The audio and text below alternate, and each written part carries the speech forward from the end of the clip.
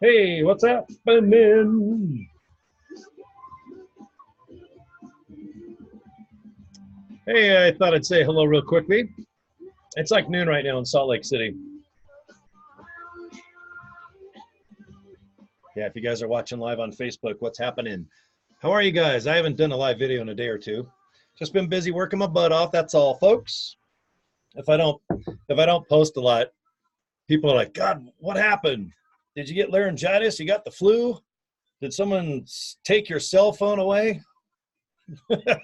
I'm a Facebook whore. I'm a horror dessert. What is it? A hors d'oeuvre or what's a hors d'oeuvre? That's what I am. I'm a Facebook. I'm a Facebook hors d'oeuvre. How's that sound? All right. Just drinking coffee. I'm gonna hit the streets rock and roll here in just a few minutes, but I am drinking chocolate flavored coffee. Do you guys want to see it? Let me show you this brand. Hold on right here. I'll be right back because I got to go this way for 2 seconds. All right. Where's the love? You know what I'm cranking, right?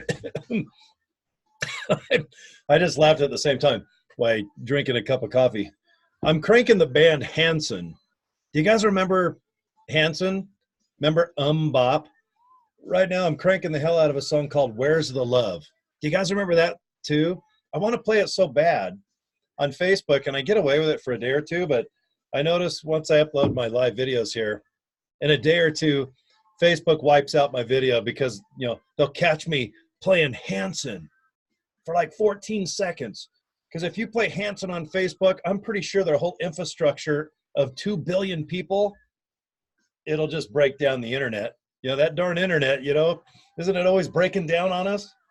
And it's usually because people crank Hanson. Those darn little adorable kids. You know, now they're like grown-ass men, but, well, I'll tell you, those were adorable little brothers back in the day. All right, what's everyone doing? I'm in Salt Lake City right now. It's lunchtime. I'm on a little breaky.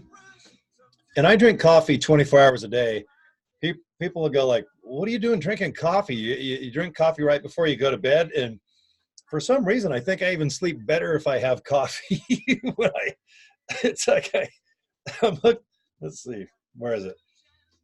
This is only a couple bucks. But if you guys like hot chocolate, trust me, I am a coffee expert. I laugh when people say they're going to go to Starbucks and give me a coffee. When you're a grown-ass man, 53 years old, and you've drank or have drinking or have drunked as much coffee as I have, Starbucks can't hold jack shit on my coffee achieving delicious ways of making some yum, okay? And the reason why is because I believe in calories. I believe in things that taste delicious. And if you die of diabetes or if you're obese, I understand. Because food with calories and sugar and sodium, it's pretty delicious, isn't it? So if you like something, just do it in moderation. Because that, you know, all these keto diets, people that eat lettuce every day, people that are jogging and all that other crap, you know what? If you just eat this many calories a day, and if you can like keep it that, you're going to lose weight. Or if you're just kind of in average shape and that's okay, you don't want to look like this big bodybuilder or like you run a marathon, or maybe you want to weigh 110 pounds like you did in high school, just cut out the calories. Because if you can go down like to 2,000 calories a day, then do it. Then go down to 1,900, 1,800. Just do as minimal calories as you can.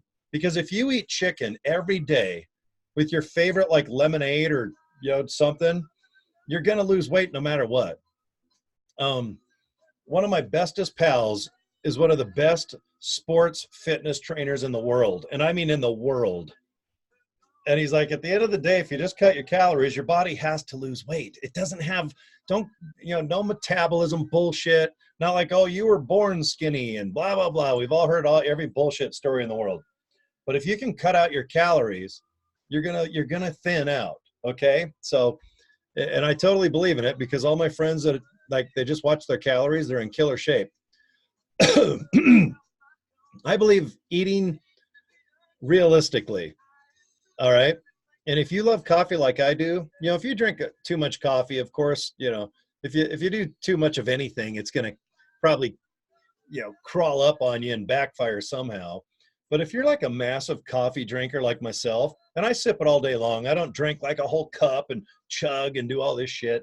Even my energy drinks, I sip all day long. I'm not gulping them like I'm thirsty. But if you like hot chocolate, obviously there's a shitload of sugar in it.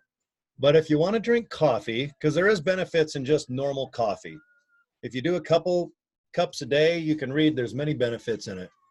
And if you don't think so, I don't give a shit. I've been drinking coffee 30 something years. I just had a full physical.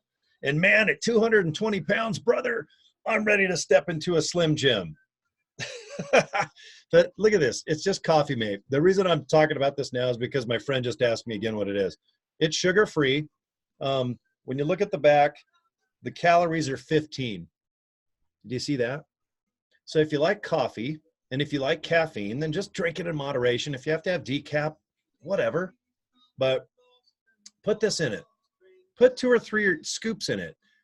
Make it taste delicious. Because when you're only talking 15 calories, this shit is not going to kill you. There's no sugar in it. There's almost no calories. But it tastes good as hell. This tastes so good. Watch, I'll even prove it. See, this is powder. Do you see that? See that? It tastes good even without coffee. Now I got to take a drink of, it's like, oh my God, I don't recommend doing that unless you have a drink because it's like that powder on my tongue. It tastes delicious, but now I'm going to cough. All right. I have the weirdest taste in music. Let's see. I'm playing. Do you guys remember the song, Please Come to Boston? Like, please come to Boston in the springtime. I go from Hanson to a guy named Dave Loggins. Now, it's not Kenny Loggins. This guy's named Dave Loggins. But it's funny. The next song would be like Pantera. And then after that, it'll probably go into Cheap Trick. And then after that, it'll probably go into Juice Newton and Eddie Rabbit. But I have my computer on random, which I think random music's fun because sometimes you have too much pop, too much rock. I mean, you're going to listen to like Avenged Sevenfold every day or Slipknot. I want to literally hang myself after a while. I can't even take hair a band every day. I can't take the same music every day. I think it's fun when you mix it up a little bit, especially the pop music. Because back, if you're, I'm from the 60s, but I grew up mostly in the 70s and the 80s when music really dominated my life. But back then, they didn't have great stereos in the 70s. You had like those little turntables. Remember, you had that big plastic thing you lifted up. Then you had the turntable. Then underneath, you had the tuner. And then if you're really fancy, you had like an 8-track tape on the corner. And then it went into cassette tapes. But if you had a stereo like that, the speakers were they're pretty shitty, really. But now with technology, it's so great because if you're younger, all these 80s songs and 70s songs and 60s songs, they sound badass because they've been remastered. They're on CD or MP3 or however you're listening to it. It sounds as good as your home stereo or maybe your car stereo. But even the little tiny speakers now, I got like Bose type speakers just on a big desk right here. And it sounds badass. I even have the subwoofer underneath my legs. So when I turn it up, I mean, that bass between my legs, you guys have seen the movie Private Parts with Howard Stern, didn't you? Remember when that girl sat on the bass and called his show live? I do that almost every day. I usually do it all day. All right, it's just afternoon. I'm in Salt Lake City. Hey, everybody, I can see everyone checking in from Europe. How you guys doing over there? You're 9 hours ahead.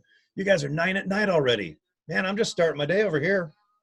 So today is a birthday. Okay, happy birthday, David Lee Roth. Now, David is 65 years old, so he's got about almost 15 years on me, give or take. But I'll tell you, the legacy of David Lee Roth is just amazing. I'm gonna flip my screen over here. I'm trying to find my David Lee Roth page. I was just on Facebook. I'm gonna share my screen. All right, let's hop over here and let's check out the mighty David Lee Roth, see what he's up to. Okay, I just hit share. It should be switching. All right, can you guys see? Now, I grew up mostly in Santa Barbara, California. Then I moved to Utah right around the beginning of the 80s. So I've been in Utah, a long time, but I really value my times in California. I've lived there a couple times throughout my years. But, growing up as a kid, I was really into the surfing and the skateboarding. That it's still one of my favorite styles. Like that, nothing's cooler to me than like a VW bus and a surfboard and just, being on the beach. I mean, God, I just love that lifestyle. That's why I love girls that have tan skin, you know, and just, their hair up, ready to go hit the beach. So that's been my favorite style forever. But when David Lee Roth came out, right around in the end of the '70s, is when I got into Van Halen. Because right now I actually have Kiss playing in the background right now. So I was obviously just a huge Kiss fan. Everybody that knows me definitely knows I have too many Kiss products right now. At this stage, I need to mellow out. But Kiss was always one of my most important bands from like '74 right up to 1978, and that's when disco was just killing it. Casey and the Sunshine Band, and God, then Elton John was just like a legend with pop. Kind of Crocodile Rock and the Benny and the Jets. He wasn't known as a disco guy, even though you could put him in a disco fashion. Village People were at an all-time high. I mean, disco just absolutely was killing it. And it did only have a couple years life. By '75, Casey and the Sunshine Band was getting legs. By '77, it was just awesome. And by 1980, it was starting to burn a little bit. And then new wave music kind of took over with Flock of Seagulls, Missing Persons, Squeeze, all those great bands. But, this guy here on my screen right now, just, David Lee Roth, I'm not sure if there'll ever be another person as dynamic as him in his heyday. Now, I know, he's going on 70 years old. Sure, he doesn't look the same. He's balding. I'm balding. We're all probably balding unless you're lucky enough to have parents that had sex and somehow gave you badass DNA or whatever it is. But, David Lee Roth back in the day, here's a picture of Dave. Let me show you Dave when he was just grown up. That's him right there, man. He just looked like everybody in the '60s. Kind of had that haircut that the Zombies had, the Beatles. But yeah, Dave, he was an East Coast guy. His dad was a doctor. So, Dave had a little bit of a better upbringing. And thank goodness, David Rothstein and his father picked up and moved down, towards Pasadena, where two guys that didn't even know English. Do you realize Eddie Van Halen and Alex, their first language is from the Netherlands, where they're from. It's not, good old American apple pie and Chevrolet. So when Alex and Eddie moved here, they did not know English yet, but their father was a musician, and Eddie and, Alex, and you guys probably know this, the story, but, Alex, the drummer, was the guitarist first, and Eddie was the drummer. And, thank goodness for us all, they switched, and Eddie became easily the top five. I don't know any list that does not mention Eddie in the top five greatest, most innovative guitarists of all time. But thank goodness David, here riding his little horsey, moved down to the Pasadena area because, they were both in different bands. And the Van Halens were just known as virtuosos. In any city you live in, you usually will find, like I live in Salt Lake City, and I've been in the rock business on and off almost 35 years, but you always hear about the best guitarists, the best bass guitarists, the best couple vocalists, if we're talking like heavy metal and rock. And you always hear about the drummers that are like above average. And, in the Southern California area, it's huge. It's 50 times bigger than Salt Lake. So in Salt Lake City, I can name you who was pretty much the best above average musicians in the '70s and the '80s, the '90s, and even right now in 2019. But, back in Southern California, which is considered Pasadena, but you've got Anaheim, and oh my God, you've got 5 billion trillion people down there. But the Van Halen brothers were just known as like, man, these guys, not only are they rock and roll, but they're like virtuosos. These guys should be playing Taco Bell commercials. They should be like playing in symphonies. And they were just teenagers, even Gene Simmons at Kiss, they had a band called Mammoth, and, before they formed Van Halen. But, being a Kiss fan, the songs like Christine 16 and some of those great songs, they were not produced with Peter, Paul, and Mary, Ace Frehley and Peter and Gene and stuff. Gene had Eddie and Alex play on the demos. And then they taught Peter Criss and Ace Frehley and everyone else how to play those songs. So when you really study Van Halen, it's an amazing story. The odds of that much talent and party colliding, because the Van Halens could have been in a band more like Rush or like a Dream Theater or Sabotage, who I consider their music a lot more dynamic than just like a song, and not taking anything away from hair bands, but I think there is more simple music in, like, let's say a Poison versus a Rush or a Sabotage, who or a Coheed and Cambria, which is one of my all-time favorite bands that most people have never even heard of. But the melodies and just the way the dynamics of the songs are mind-blowing. But the odds of this guy, you know, and I'll just share the screen again because I'll take down a little Van Halen road. Yeah, because it's David Lee Roth's birthday. But thanks to this guy riding his pony, I'm so happy that they moved to California versus the East Coast, because there would be no Van Halen. Without David Lee Roth, they would have had probably some success, but it took a guy with super long hair who was flamboyant. He was just a crazy guy and a lot of fun. But thank goodness he knows how to write lyrics, because you got to remember, Eddie Van Halen pretty much writes most of the music, and then his brother obviously fills in the blanks. Michael Anthony obviously put in the bass, but Roth here is the guy that come up with some of the best lyrics in rock and roll. You know, have you seen Junior's Grades? You know, Panama, I'll Wait, Top Jimmy. I'm a big fan of the off songs that weren't on radio, because I've been in and out of radio, you know, since I was a teenager. I'm not a guy that's going to listen to the Van Halen songs that are ever on the radio. Even the Van Halen years, I love the stuff that no one plays. Women and Children First. Oh my gosh. I can't get enough of these albums that were never overplayed. You know, you got Dance the Night Away and some other ones that just put Van Halen on the map.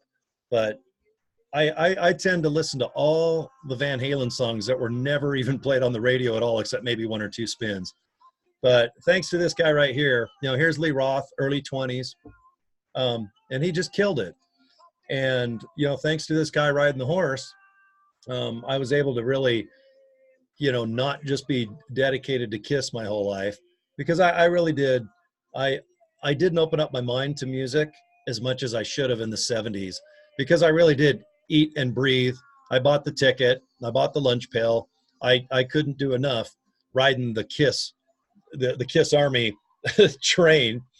But when Van Halen came out, I knew about Van Halen before Judas Priest. And you've got some of the most legendary bands of all time. I knew Queen, but, you know, Queen was all over the radio in Santa Barbara where I lived. But it was mostly the songs that you guys know, like Bohemian Rhapsody and some other ones. I didn't really gel with Queen. I didn't understand their music as much, because Freddie obviously was flamboyant. I was a young kid. I had nothing about, you know, him being gay. I didn't even know about really being gay until I got older. But, you know, that had nothing to do with why I didn't bond with Queen or a Led Zeppelin or a Hendrix. They're considered some of the best rock stars of all time. Obviously, Led Zeppelin, the Beatles, the Who, these bands are going to be in the top 5 of all time. No one's ever going to take away any of the achievements that any of the bands from the 60s on, because the 50s wasn't really rock and roll as we know it. I've studied Elvis a lot. I really just wanted to know him, not as a guy that dated a young Priscilla when she was like 5 and he was like 30, or all the weird stuff that rock stars kind of get into. Because down there in the South, if Jerry Lee Lewis wasn't marrying his mom and Elvis like dating 10-year-olds, I can't study them as people. I just have to study them as artists, because Elvis's success will never be duplicated. He's got over 200 and I think 19 gold records. It's insane.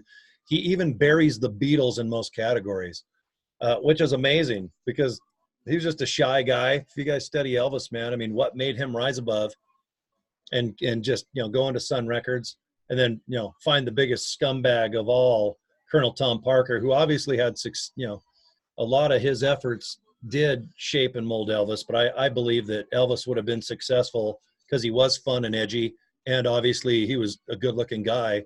And even his movies, they're cheesy, but I love all of them except maybe one. But there'll never be another Elvis. Never be another Little Richard, Chuck Berry. And like I said, all those Southern guys, boy, they had some weird shit going on. Chuck Berry, don't read about him. There's some crazy stuff with Jerry Lee Lewis and Elvis, and I wouldn't even get into those hillbilly deluxe bands. You just want to go like this. I just try to focus on how their songwriting, where they got their ideas from, and when did they pick up either a microphone to sing or maybe a drum to beat or a guitar to pluck. But music's fascinating. And if you study some of your favorite songs, go to Wikipedia, go to YouTube, break it down, go to just the vocal tracks. I think you guys will get a kick out of some of your favorite music that you've burned out. Because it's easy to listen to, God, I'm in my 50s. I've been listening to music as long as I can remember. I remember the first song I ever heard was Age of Aquarius by the Fifth Dimension with Marilyn McCoo, Billy Davis. And then the first song I really just had to have was Little Willie by The Sweet. And I could quote you almost every song ever produced from the 50s, 60s, 70s. I'm like a scientist of music at this point. But it's so fun to study music. And when it comes to Van Halen, they were the first band that got me out of like, okay, disco's going this way. I'm not really into it, although I love it now. I mean, disco's a riot now. But as a kid, grown into kind of a rocker, and I don't know why. Some people grow up to be country folks. Some people are pop. Some people are into fiddle or banjo like Steve Martin. Isn't it funny how we all get our musical tastes? But I've been more or less a rocker my whole life. But then again, I love bubblegum music. I can listen to Yummy, Yummy, Yummy, I Got Love in My Tummy, all those crazy songs now that I didn't even know. But right now I got Oingo Boingo in the background and a band, Johnny, or the Crazy Eights. And they're a newer band. And God, my life is like this on music. And I hope that you guys are like that too. But back in the 70s, with disco taking over, Kiss, I was very, very dedicated to. I was my pledge of allegiance to kiss Gene Simmons's ass and Paul and Gene and Ace. But I'll tell you what, when it came to David Lee Roth, man, I've always preferred long hair. I still have long hair. It's fallen out like David Lee Roth, but I definitely owe a lot to David Lee Roth, just with his lyrics and his image. And I know he's not the same. He's more eccentric now. He's more of a jazz rock type guy. Obviously, he shaved his head, which is appropriate. When you start going bald, just shave it. I'm going to do the same thing. I've actually shaved my head many times, so I know what my future is going to be one day. But anyway, it's his 65th birthday. He qualifies for a better plan now on AARP or triple ARP or RPAA, whatever it is now. But anyway, happy birthday, man. I can't thank the Van Halen brothers and Michael, even Sammy Hagar, and Gary Sharon did his best to make Van Halen 3 something interesting. And it's an interesting album. It's worth checking out. It's free on YouTube. It's not like you have to go buy Gary Sharon lead singing for Van Halen, but it's fun. Study that album too, because I think musically it's a cool album. It's just that Gary's lyrics it's hard to compete with David Lee Roth in party mode. And you got to be an older guy like myself to really appreciate this guy on my screen right now. He was on par with Freddie Mercury. Robert Plant was never a dynamic frontman. Jimi Hendrix was never a frontman. He was just more into, playing his guitar, kind of looking down and just getting in his moment.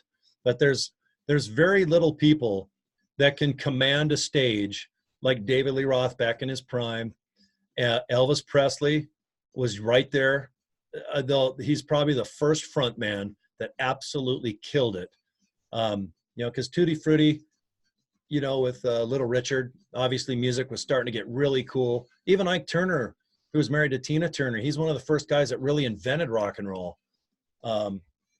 Check out his music and just forget about the stories. Like I said, there's a lot of crazy stories about some of your favorite musicians and what they've done personally, but kind of focus on their music. But my top 5 lead guys, if I could ever be a lead singer, no one's affected me as much as James Brown. Still to this day, when I see him as just a young guy growing into an older man, that guy is the definition of a front man. His energy, his vocals, that guy was a man.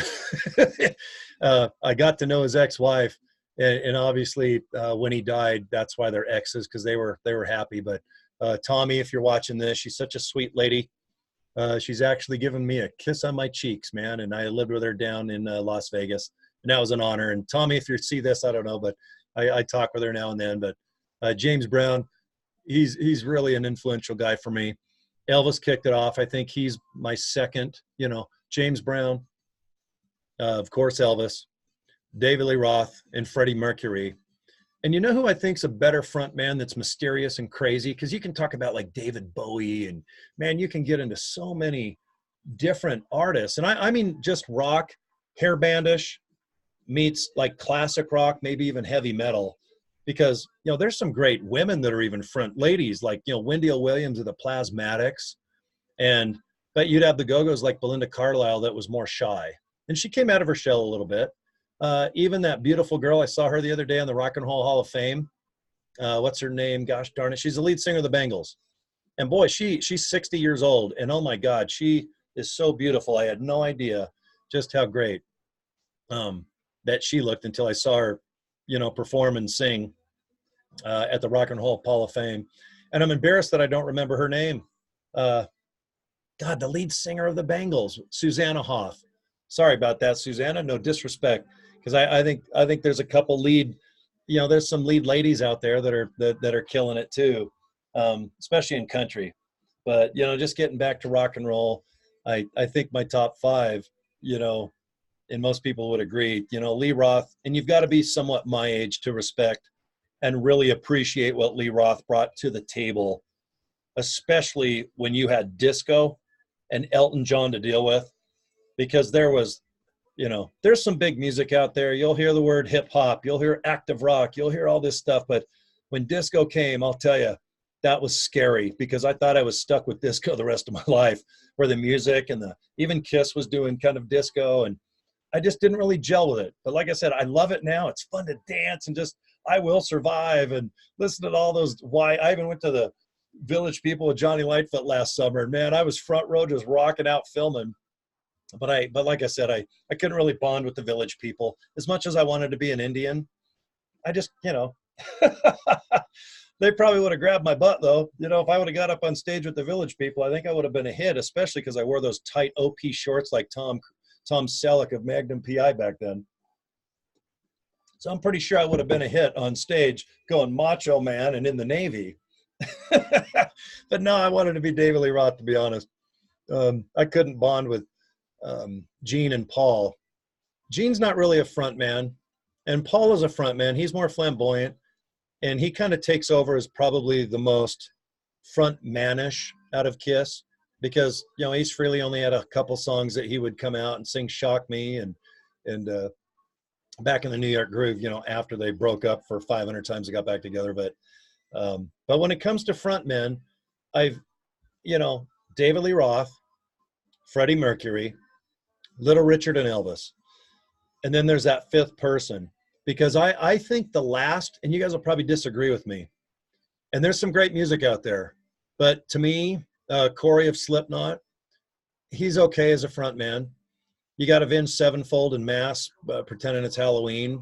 I'm just not into it. There's no front man, even though they're great. Lead singer Disturbed, okay. But there's some great front men out there, but I consider one of the last true front men that would just, you couldn't help but watch him, and he slithered on stage. But I'm talking about Scott of Stone Temple Pilots and Velvet Revolver. And then he died, Sons of Apollo and some other bands. But, Scott Weiland of STP. And I don't know if you guys agree with me or not, because, even Rick Springfield is a fun front man, because I still go to all his shows and he's fun. The girls scream at him. But obviously he's more of a pop rock musician. But even Rick Springfield has more charisma and is a better front man than most of the heavy metal bands out there. Proof is that right now I could probably offer $500. And I could give you a list of the 10 biggest bands right now, like Greta Van Fleet. Who's the lead singer? You don't know. Who's the lead singer of Sum 41? Who's the lead singer of Green Day? Because they're 37 years old. We should all know Billy, but you know what I mean? The day of the front man, it's not the same. And I kind of miss that, because I like when a guy comes on stage, or girl, and you are just blown away just by them. There's just something about them where you just don't text, you don't do shit, you just sit and watch, and you're like blown away at how they just work the crowd. They know how to sing, and then they, but I miss Scott. I was really bummed out when he passed away. I was really hoping for another album of STP. or maybe just another Velvet Revolver. He had a lot of things going on when he died. And obviously, drugs caught up with him. But he's one of the last guys that I really think were really an interesting frontman alone. And obviously his life was just, it was always drama and some crazy shit. But anyway, I would say is the last frontman that I really admire was Scott, and he's been dead a couple times. So that rounds out my 5, because I'm trying to come up with a frontman in all food groups. The 50s was Elvis into the 60s, James Brown going into the 60s, into the 70s. David Lee Roth kind of took over for me personally as a guy that I just sit there and stare at him going, he's got the long hair, looks like he's tan. He wears spandex, crazy stuff. He's going, wow, what? And then he has that high scream. And then he does, rock climbing. I know he was into karate and all these kung fu moves. So David Lee Roth, I'm like, oh my God, I want to be him so bad. And then the music, forget about it. It's very hard to badmouth Van Halen music. From even the keyboards are amazing. But when you come down to the drums of Alex, I play drums. I'm pretty good. I don't play in a band or nothing, but I really appreciate drums.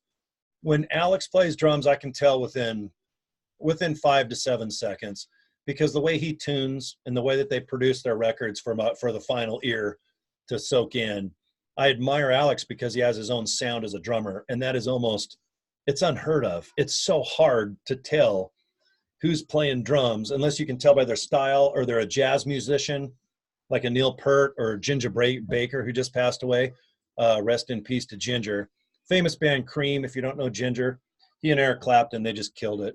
And then they broke up and they all went on to other famous bands too.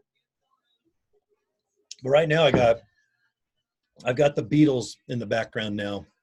And when Ringo Starr filled in for Pete Best, the drumming of the Beatles is so simple. It's a lot of hi-hat. It's not physical where you beat the crap out of it. But by far my favorite drummer, as far as all over looks and the way that he smashes drums, it'll be Tommy Lee probably. And boy, Keith Moon, he is the definition of a rock star. And if you're younger, you're not going to know anything about Keith except maybe the band that he played in and the famous songs. And his death did suck. He kind of partied his way to an earlier death, kind of like Bon Scott and Hendrix and Jim and Janis Joplin. They all died from usually, it was mostly drug related, as you guys probably already know. But Keith Moon, wow, that son of a bitch, man, I'll tell you, he scared other drummers. When he got on stage, I think other drummers that were watching, they were kind of scared of him because he played like a man. Just, God dang it, I'm going to beat the shit out, And then Peter Criss, he's like a jazz drummer that plays rock. And that's cool. Jazz is extremely hard. To badmouth jazz music, try to play it, even as a drummer. It's hard music, and you cannot mess up. Jazz is so clean and so pretty that if you're a jazz musician and you screw up once, you're pretty much out of the band. At least with heavy metal and distortion, you can screw up a little bit. But no one wants to screw up. Everyone's screwed up in rock and roll or pop or country or even polka. But man, there's so much good music now. YouTube is good, bad, and ugly. It's really made radio income lower. It's made being a musician harder. You've got to go hustle. Your chance of being successful where you can make a living in the music business is obviously way harder now because most music is free. So there goes that aspect. But everyone's like, how do you make money in music? And I'm like, then be a songwriter, because no matter what, you're going to get paid if you write music. And right now you get paid more than ever because with BMI, ASCAP, and all these services like Shazam, every time a song is played, it's pretty much documented now. And on these services that go ahead and pay the writer, which is the publishing. Because when you hear publishing, you think of a book or a poster, but the publishing in music is, wow, who wrote that? Keith Richards? Did Madonna? Did Elvis? I mean, who wrote the songs, And everybody thinks that the person that sings it is the writer. And there's some songs, I don't think Elvis even wrote more than 1 or 2 songs ever. And I know that he got publishing credit just out of respect. He was the singer, so they gave him publishing credit so he can get a little bit of pie, And he died obviously at 42 years old and 77. But if you know, if you really love music, you should be writing music too. I'm a drummer, and I wish I could sing a little bit. I can do background. I can do funny songs. Like right now, I got Roberta Flack singing "First Time I Ever Saw Your Face." Boy, try to sing this song. It is like an acoustic guitar, and man, you've got to have your shit together to sing like Roberta Flack. But I think writing music is amazing. To take like a flat white piece of screen nowadays, or just to sing or just hum, or you know, there's so many ways on how people write a music, how they write music or lyrics. It's just mind blowing, isn't it? It's like you listen to Stairway to Heaven and it seems so okay. You Shook Me All Night Long, or all the most famous songs like the top 10. You're always going to hear Stairway to Heaven. You're always going to hear Sweet Home Alabama. Um, and these are just verifiable plays on radio. They've been the most played pieces of music. Dust in the Wind, you guys remember, from Kansas? That's another top 10 of all time. And that's because you can play it in a light rock environment, classic rock, an oldie station, or even like a real hard rock station that plays Avenged Sevenfold. It's called day partying. They play harder music, like maybe in the later afternoon into the evening and overnights. But for the life of me, I've never understood programming where a rock station day parts, and that's where they won't play like Metallica in the morning or the afternoon because they're worried it might be offensive. But then they try to think that heavy metal youngsters listen at night, and it's the opposite. Younger people are like, they're chasing girls. Girls are like doing other stuff. They're watching movies. They're eating dinner, texting. But how many times do you like go to the radio at night? In the old days, yeah, because there was television and there was radio, and there wasn't a lot of other forms of entertainment, especially before Atari and Pong and all this other stuff. So radio was dang awesome. When I started in the 80s, it was amazing. I couldn't wait to do nights and overnights. But, you know, your average person that's 16 or 18 or maybe 14, they don't turn the radio on late at night.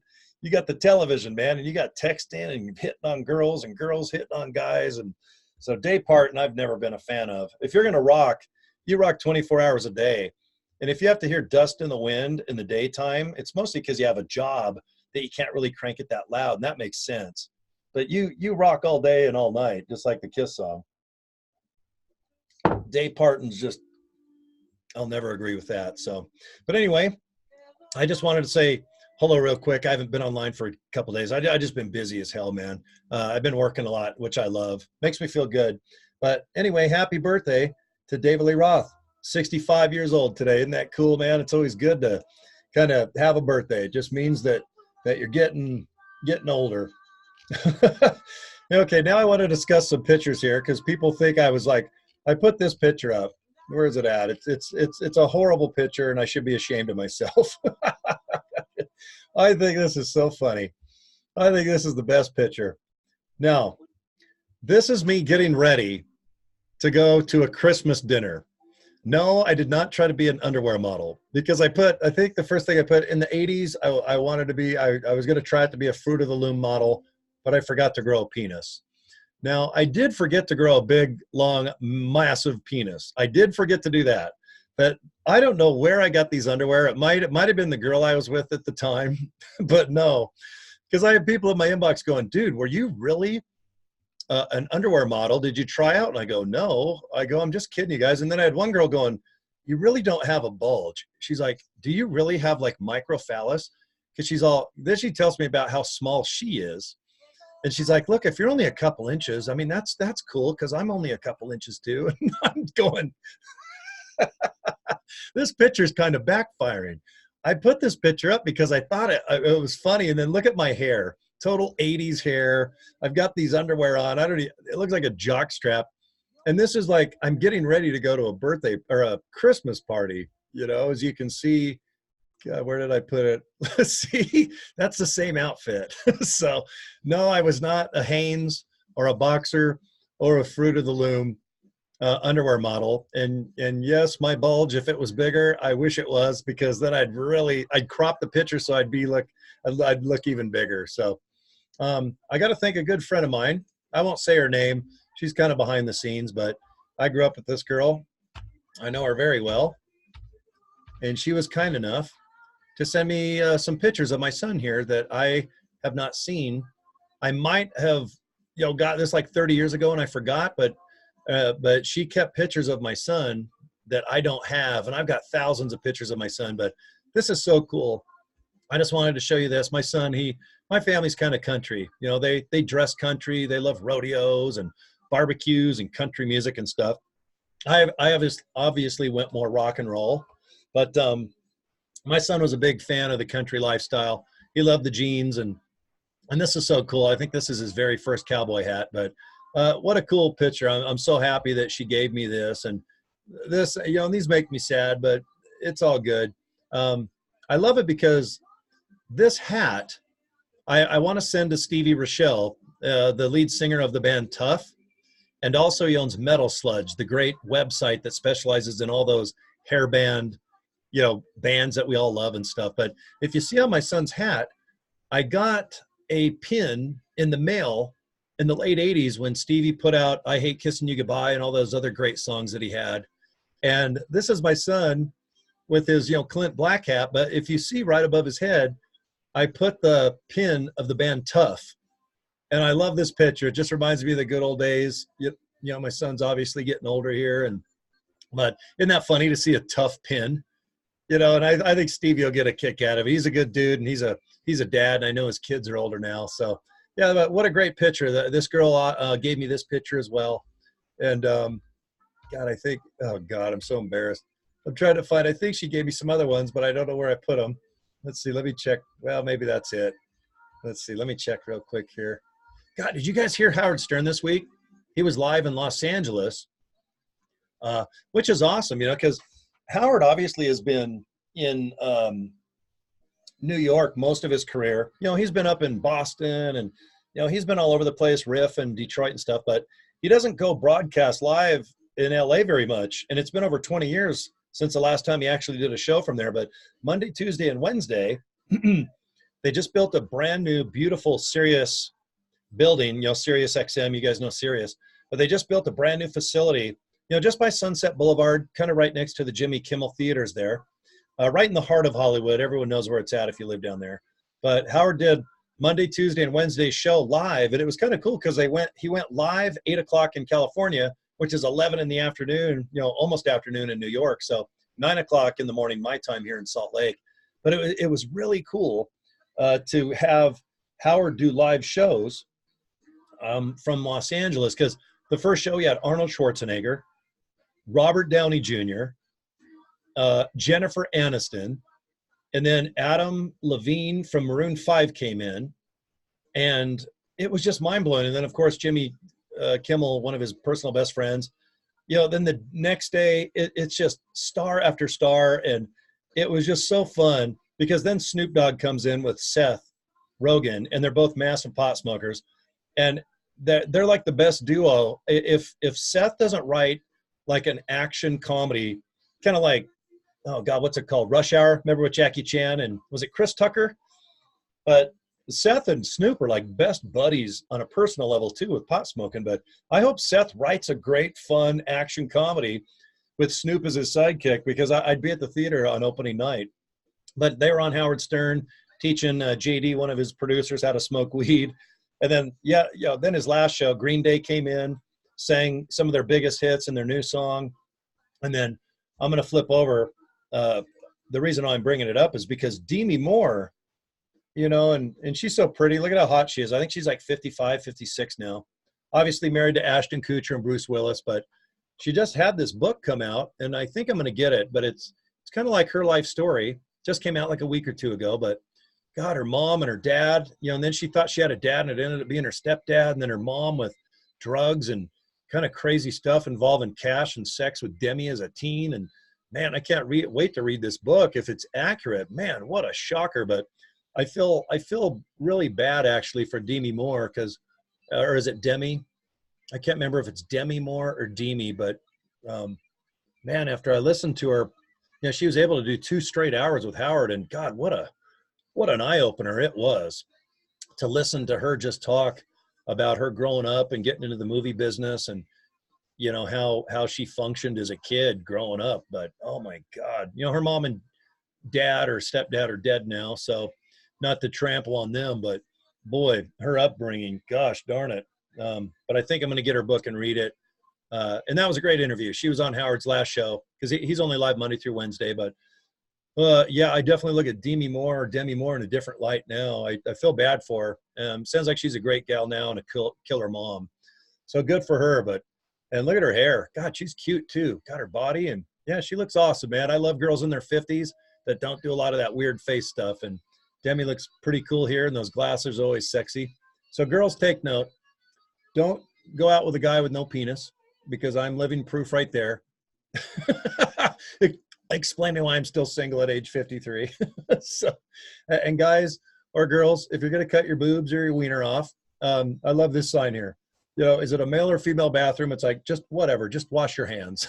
Because in 2019, if someone's not cutting off their tallywhacker, they're adding boobs. And it's just a whole different thing, isn't it now?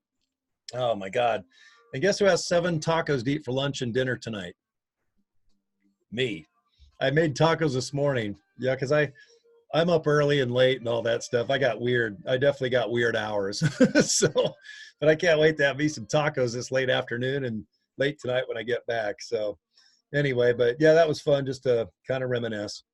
But, you know, happy birthday, David Lee Roth and Demi Moore. I wish I knew the proper pronunciation, because I've heard her name Demi and I've heard Demi. And that's coming from Bruce Willis and Ashton, who have been married to her. They both say it kind of different. So I'll call her Demi Moore. I think Demi is my favorite, but I think Demi is the way that Demi actually said it to Howard yesterday. So, all right. Well, anyway, it's like the noontime.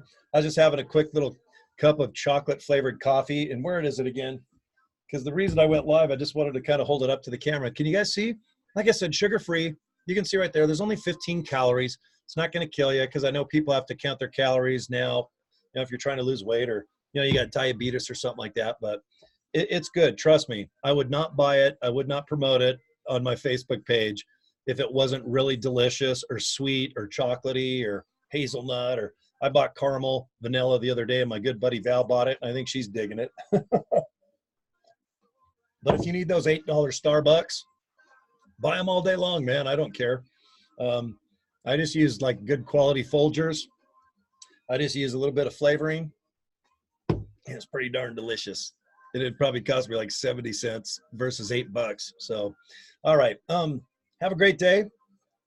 In one conversation, I started with Hanson, and then it went into like Roberta Flack, and now I'm cranking Santana, and then I think I had Pantera and AC/DC. So the music in the background you guys can't hear, because if I turn it up louder, Facebook will actually make my whole video after I upload this here, it just disappears now.